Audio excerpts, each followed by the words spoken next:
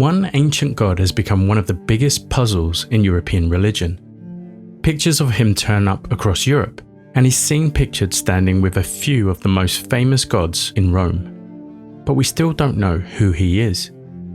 We have his name, or at least we think we do, but we have no surviving myths or written accounts describing what he did or how he was worshipped.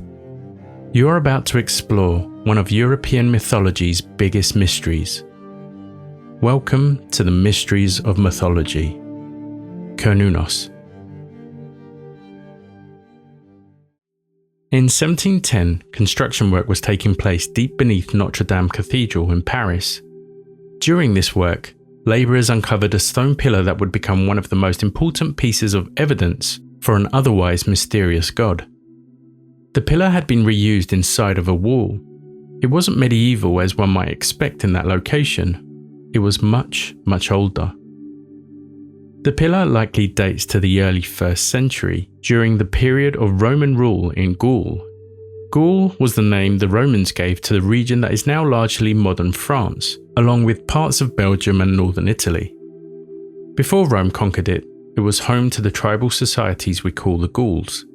They were Celtic-speaking peoples with their own religious traditions, and they were an elite warrior culture. That stone pillar they discovered is known as the Pillar of the Boatman. The Pillar of the Boatman is carved with a series of deities. Some of them are really well-known Roman gods like Jupiter, Vulcan, Castor, Fortuna, and their names are inscribed beside them.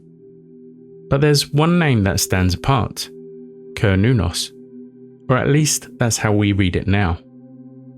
The reason I say that is because we're not 100% certain of the name, and that's because the inscription is currently worn and the first letter is completely missing. The only way we make this assumption is because a drawing made when the pillar was first discovered shows the name beginning with what looks like a C, or at least a partial one. It may have originally been there, or the artist might have added what he thought the letter should be.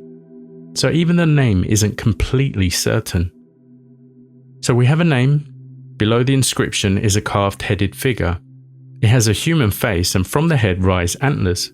Hanging from each antler is a torc, a rigid metal neck ring made from twisted metal.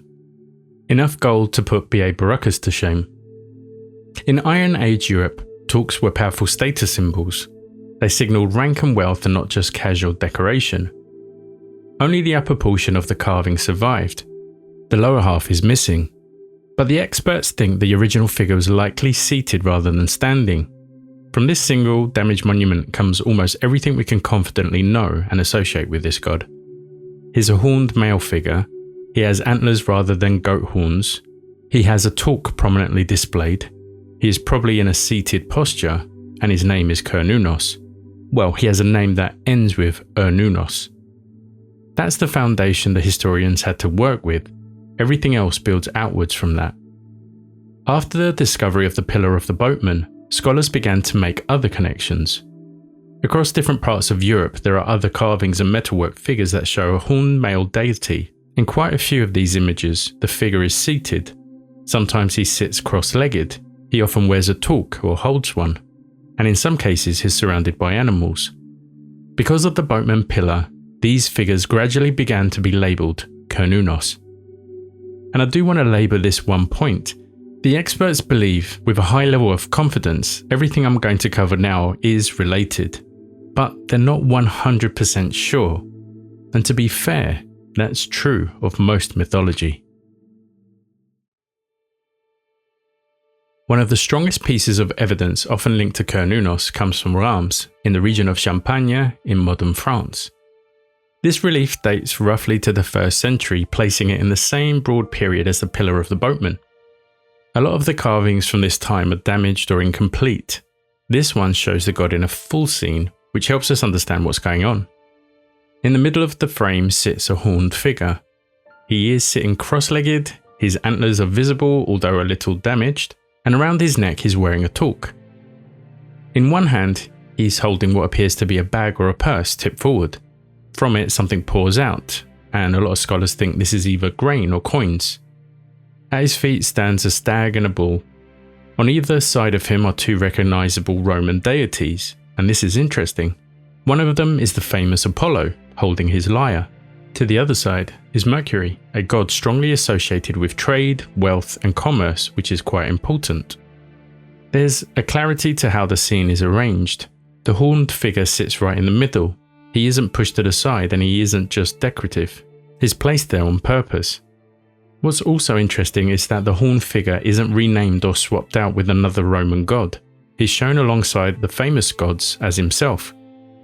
In Roman Gaul, it was common for local gods to be matched with Roman ones. So if there was a war god, they'll be like, oh, that's just like our Mars. And if there was a sky god, it'll be, oh, that one's just like our Jupiter. And that helped the empire blend the two religious systems together. But here, this doesn't seem to have happened. And that suggests that people who made this relief saw the horned figure as a distinct god, not just a local version of someone comparable to a Roman god. The details on the carving also line up with what we've already seen. The torque is there, the animals are there, the bag or purse appears to be pouring something out, which may point to wealth or abundance. And with Mercury standing nearby, that link to prosperity feels stronger. But if this was the only example, we wouldn't have much to go on. But there's another artifact that shaped the modern image of this horned figure, and it comes from much further north. When you search for Cernunnos today, the image you usually see comes from a silver vessel known as the Gundestrup Cauldron. It was discovered in Denmark in the 19th century. When it was found, it had been taken apart. The plates that made up the cauldron were separated and buried in a bog. But most scholars agree it probably wasn't made in Denmark. The style and the craftsmanship point further south and east, possibly to the region of modern Romania. It may have been made by the Thracians or Dacian metalworkers working for Celtic patrons. So this adds an added complication to the image itself. We're already dealing with two cultures that overlap. On one of the interior plates, we see a horned figure. He's sitting cross-legged, he wears a torque around his head and holds another torque in one hand. In his other hand, he's gripping a ram-headed serpent. Around him are the usual animals, a stag, bull, and a wolf, and what may be a lion. The animals aren't attacking him, they aren't fleeing either. He's sitting calmly at the center of the scene, and everything is arranged around him. It's this image that shaped the modern idea of Cernunnos more than anything else.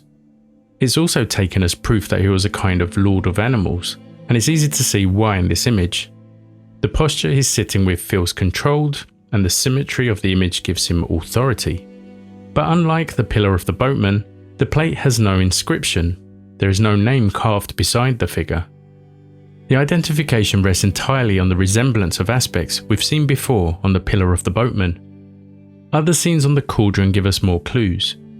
Some show warriors. One includes a figure holding a wheel, another may be showing a ritual immersion in a large vessel. A ritual immersion is something lots of modern religions do, like baptisms in Christianity, but they are different in this image. So when we look at the horned figure on this plate, we're not looking at a certain image of Cernunnos. We're looking at an image that strongly resembles the horned deity known from Gaul. There is, however, one detail on this plate that deserves closer attention. Of all the recurring details linked to Cernunnos, the ram-headed serpent is one of the most interesting. It is exactly what it sounds like, a serpent with curved horns of a ram, or in some cases a full ram's head attached to a snake's body. If you're as young as I am, then you might find it looks a lot like Skeletor's staff. The creature appears in several artworks from Celtic-speaking regions of the Iron Age. We find examples on metalwork, stone carvings and coins. Most of these examples date from roughly 400 BCE through to the early Roman period, and that dating matters. It overlaps with the period when torcs were important status symbols, and with what archaeologists call the Latin phase of the Iron Age, the period often linked to Celtic expansion across Europe. So the ram-headed serpent belonged to the same cultural timeline and setting as Cernunnos. Again, we don't have anything certain about what this creature might symbolize, but we can get some ideas from other traditions. In many cultures, snakes are connected to renewal because they shed their skins. They can also represent continuity or even change, or the cycle of life and death. Rams are often linked to strength, fertility, and pastoral life. So some scholars suggest that combining these two might point to fertility or powers connected with the underworld, or even the life of the land itself. Others see it as a guardian creature, possibly linking to wealth, sacred spaces, or protection. It is also possible the meaning changed over time. A serpent carved near the Black Sea in the 4th century BCE may have not meant exactly the same thing as one carved in Gaul centuries later. All we can say for certain is that the ram-headed serpent appears again and again beside the horned figure associated with Cernunnos.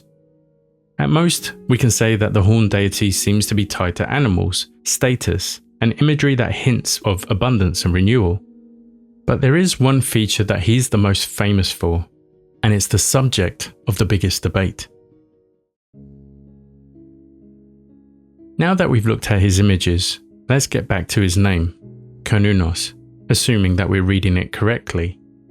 It's usually interpreted as meaning the horned one, and the root Cern in Gaulish appears to relate to horn or antler. Linguists trace it back to older Indo-European language, but a name like Horn One tells us what he looks like, not what he was the god of. Now, talking about a horn god, the first thing I'll probably get a lot of comments on is that Cernunnos is actually the devil. Well, that would be interesting, as neither historians nor early Christian writers ever identified Cernunnos as the devil. And that reaction is understandable, but it's historically late. In pre-Christian Europe, horns signified strength, fertility, and wild power, not evil. Horned animals were symbols of dominance and survival. The image of the devil with horns developed much later. He was formless in early Christianity. And this image was shaped partly by figures like the Greek god Pan. I've also done a video, linked to him in the description. But Pan is not Cernunnos. Pan has goat features, Cernunnos has stag antlers, and unlike Pan, Cernunnos has no surviving myth cycle. The resemblance between the two starts and ends with horns, nothing else. There are also been medieval images of Satan that look similar to him. Some people have tried to connect them to Cernunnos, but there's no solid evidence that the god survived in that way. Despite the gaps in our knowledge, some things are clear. There was a horned male deity recognized in Gaul during the early Roman period. The name recorded on the pillar of the boatman is most likely read as Cernunnos. He was also associated with stag antlers, torcs, powerful animals, and imagery that suggests prosperity. His imagery appears most strongly in regions tied to the late Iron Age Celtic-speaking cultures. He does not appear to have been absorbed into the Roman pantheon like other gods had been. And then, over time, his records fell silent. There's something important about the fact that Cernunnos' mythology remains quiet. People often speak with confidence about ancient mythology. They speak as if the stories are fixed and complete, but in many cases they aren't.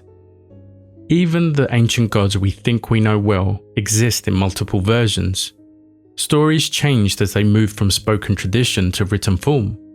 What survives is often just one layer of something much older. The more I study mythology from different parts of the world, the more I realize how careful we need to be. Cernunnos is very likely a god worshipped by Celtic-speaking peoples. Beyond that, we're still working with fragments. For over 300 years, scholars have examined the carvings, the inscriptions, and the artifacts, and we're still not entirely sure who he was. If you think I've missed a clue or a piece of evidence that changes the picture of Cernunnos, then let me know in the comments.